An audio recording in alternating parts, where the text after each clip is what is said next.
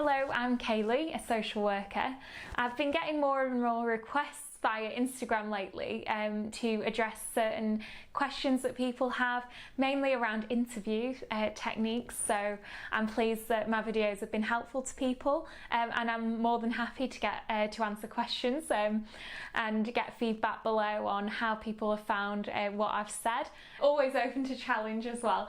Anyway, in this video I'm going to give you an overview of how I tackle giving examples within interviews, because I think that's really important, and it's definitely important in trying to give yourself the edge in an interview, because they can be quite competitive. And I think as a newly qualified social worker going into practice, you can sometimes feel that you don't have enough examples, but actually it doesn't matter. It's more about the quality of the examples that you give, and the elements of putting yourself across about that you have a strong value base when you're actually giving your answers. I definitely think that's more important than having a massive range of experience for this. So don't feel bad on yourself for that. Right, so we'll get straight to it. I think that there are general questions that you do get asked in most interviews. One big one is around, tell me about a situation you're proud of where you supported someone in the family. And I think that you can prepare for that, and what they're looking for is that you have solid principles and values, and you should think about that in the way you're putting it across for this question. I think that thinking about Rogers around unconditional positive regard, so maybe if there were some challenges and you overcame that. So I've got an example where people were saying that this lady was just non-compliant, and we hate that word, and that she didn't want to engage with anyone. They said that she just didn't communicate, and that was written all over her notes. So I went and spoke to her, and she did speak back to me, but it was very difficult to gain rapport straight away. So it took a bit of time, and I helped her to, well, I recognised that I needed to give her time to build a relationship with me, that I wasn't expecting her just to tell me everything straight away. And I showed respect for her background, and she told me a lot of things about herself. And it was when she actually told me that information, she then felt that she could relate to me, and that she actually wanted to share more about herself and what she was struggling with, because she felt that we had that level of trust.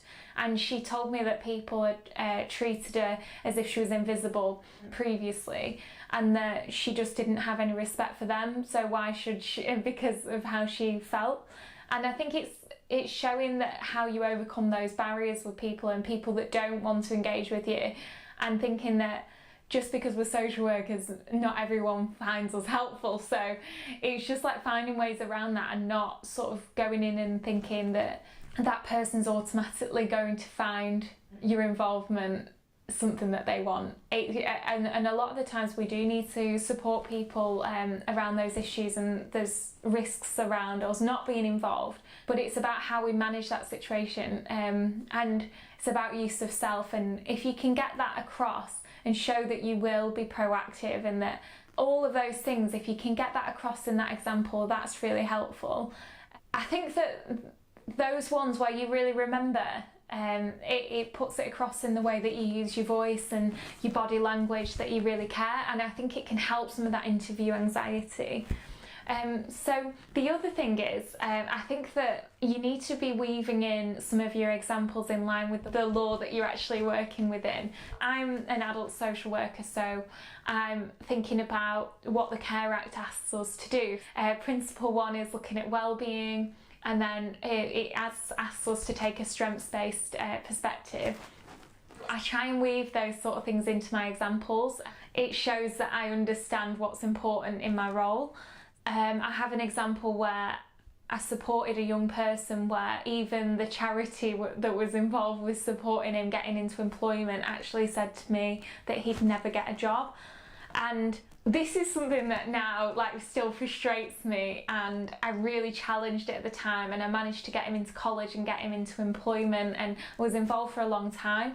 And it's one that I sort of have that professional outrage, and I think my passion for it comes through when I use the example because of how I felt, and it's about that the 3 P's are good to bring in, aren't they? The personal, professional and the private, and how you can use aspects of yourself in practice but in a measured way, and remembering what's important for that individual. Is important to take a person-centered approach and everything, but I do think sometimes if you've dealt with a situation that's really sort of maybe even stress you out at the time, or you were facing a lot of barriers and you were working in partnership with the person, that comes across really well in interview, and your body language changes and everything, and it really helps. I think overall it's just showing that you are someone that is going to be able to manage some of the complexities of practice, that you will go the extra mile. And something that someone asked me on Instagram was, how do they come across natural with this? And I think that it's maybe having some bullet points about the direction that you're going in and what points that you really want to emphasise, and then letting yourself sort of go along with it. I think sometimes we can be too prescriptive on what exact wording we're expecting with the question that we're asked, whereas our examples, if they really show the main thing that we're trying to say, they can be weaved into different answers that we give. Something that I've learned from public speaking is to take a breath before you speak, and I think that that's really important, because sometimes I have a habit of talking too fast, which isn't bad for YouTube. I think people don't mind it. But in an interview, they sometimes said it was hard to give me the points because I spoke so fast. So I think it's just trying to manage that the best you can. So yeah, I think that's everything for this question that I'm going through. So hopefully that's okay for everyone. Thank you.